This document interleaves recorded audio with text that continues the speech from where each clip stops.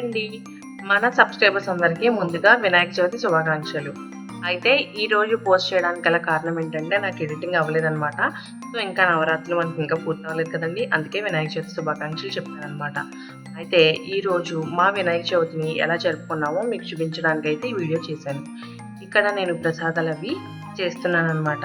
మీరేమేం ప్రసాదాలు చేస్తారు? మేమైతే పులిహోర, కుడుములు, తాలికలు, పాల తాలికలు చేస్తామండి. ఇవన్నీ చేస్తామన్నమాట. మీరేం చేస్తారు?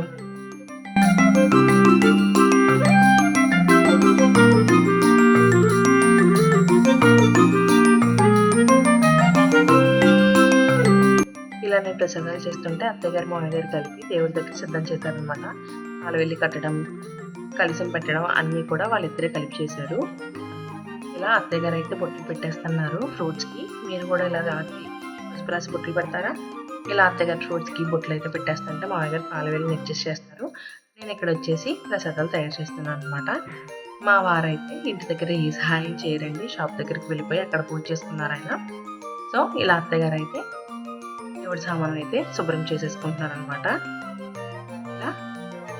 ఇలా మా వినాయక చవితిని అయితే అందరం కలిసి ఆహ్లాదంగా జరుపుకున్నాం. మరి మీ వినాయక చవితి మీరు ఎలా జరుపుకున్నారో కామెంట్ చేయండి. మరి మా వ్లాగ్ని అయితే పూర్తిగా లాస్ట్ వరకు చూసేయండి. చూసి మీకు అనిపించిందో కామెంట్ చేయండి.